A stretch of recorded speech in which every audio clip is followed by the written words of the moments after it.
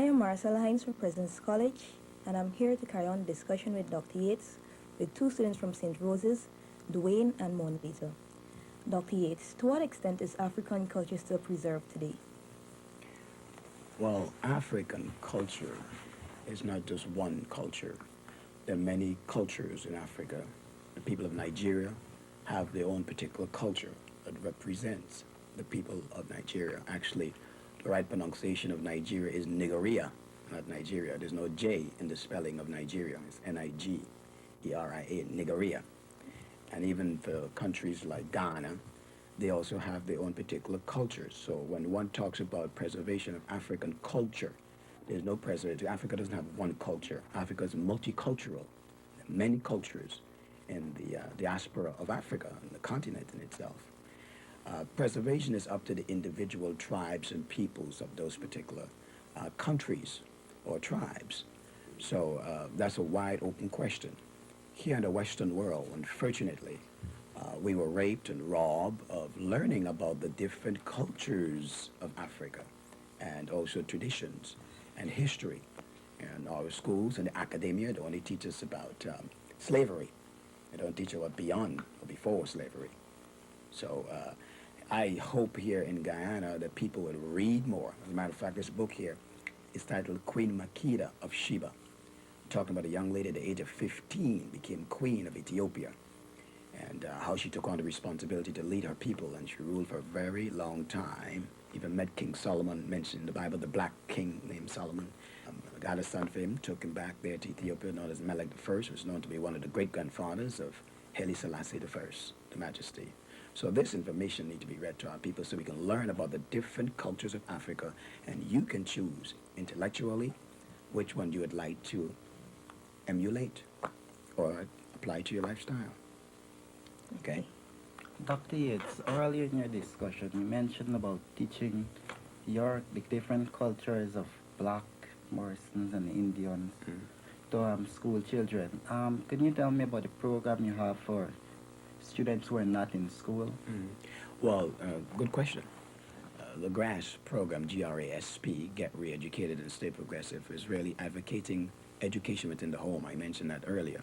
It really starts in the home. The only reason why I mentioned school is because a lot of young people gathered at school, and this is an after-school program, so it does not conflict with the government's program for the students. People can also write to me, or you can call this network, and hopefully they'll give you the address of Dr. Yates, where you can write. And for some people who want to take correspondence courses to learn for themselves. The GRASP is not about religion, it's about a way of life and heritage. The four most important things that need to be taught to any particular young person so that they not only make no difference, but that they will prepare themselves for the change that is taking place in the cosmos. Every 2,000 years, things changes, things happen in the cosmos. Change has to take place. Whether or not you want it, it will still take place. It's like the caterpillar. Whether or not he wants to become a butterfly, he will become a butterfly, okay? So the idea is that for us who have been in the caterpillar state for so long, we have to go through the metamorphosis of being in the cocoon state before we become the butterfly to change. Now, the foremost important thing is when you meet people or you want to learn about yourself is learn about your heritage or heritage, more than one. Many of us have more than one heritage. The difference between the beautiful black people here of Guyana in comparison to different black people of Africa is that we are much stronger than them in this sense. The people of the Zulus are only of one particular tribe. The Mandingo is only of one tribe. But we are many different tribes of Africa, Mandingo, Zulu, and a whole bunch. So we're a special kind of people. So when you start reading and studying about the heritage and culture, you learn that. So the first most important thing is heritage, okay? The second one is your name. Your name should reflect your heritage and culture. I would dare not call you Mo Sing Tong Ling, okay? It does not reflect your heritage and culture unless you are from some Chinese descent. So your name should reflect your heritage and culture. Third, your race, meaning nationality. You should know exactly about why you were born in this country. Every one of us who were born in Guyana was born in this country with a purpose. And that is not taught in the academia or in the church. So we need to learn that. And then fourth, you need to learn indeed about your economical abilities. In other words, your purpose. Why? Your purpose in your heritage, your purpose in your name, and your purpose in your what? Nationality and race. What is your purpose? And why are you here? How can you be an asset first to yourself, your family member, and the people in the community? don't get wrapped up in religion and politics. Those are the two most detrimental things that has hurt many, many people. Politics and religion. And unfortunately, we present ourselves first religiously or politically. You shouldn't do that. Heritage first, name second, nationality, and knowing your purpose. Why were you born? What is your function? Okay? Finally, Dr. Yates, I would like to ask what kind of advice or message you would like to give to the youths of today? Good question. I've mentioned that before, and I'll mention it again for those people who perhaps listen to the program right now. The future of the young people is not in the hands of the government or religious leaders. And here's the reason why I say that. If you read, how many of you read the Bible? You have a Bible at home? Your Bible? Okay, good. If you read in the Bible, the one that I study, I encourage young people to read the Quran, to read the Bible, and to read the Torah. Okay? Those are three major books to read. Okay? Unfortunately, in Christianity, they tell us don't read those other books, the devil and all this nonsense. That's not true. Okay? These three books is about the history of black people.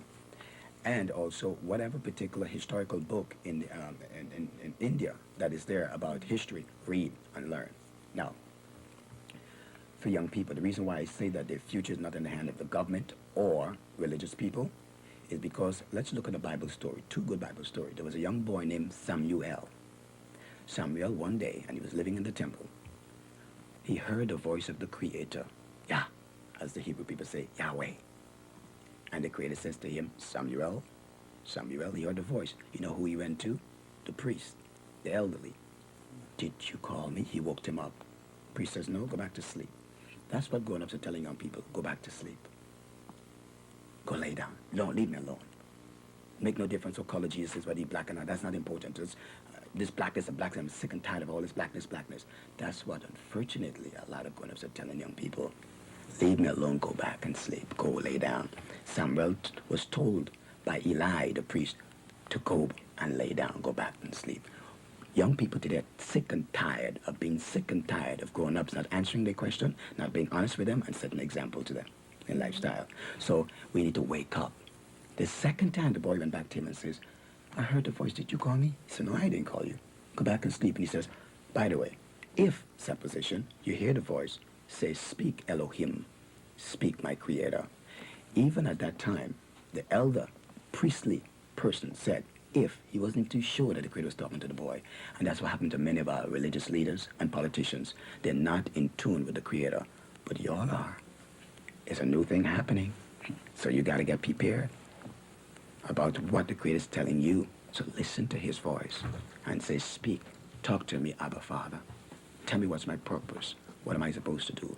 An ant, a bug, everything that the Creator make has a purpose. When an ant is hatched from the egg, he doesn't say, I'm going to take a day off and not carry the crumb. He doesn't do that. They all know what to do, and they carry it out. The kiskadee knows what to do. Every creature knows what to do. It's only man becomes lackadaisical, lazy, and be controlled. Get away from that concept and let the Creator be your guide. Thank you, Dr. Dr. Yates. You're welcome.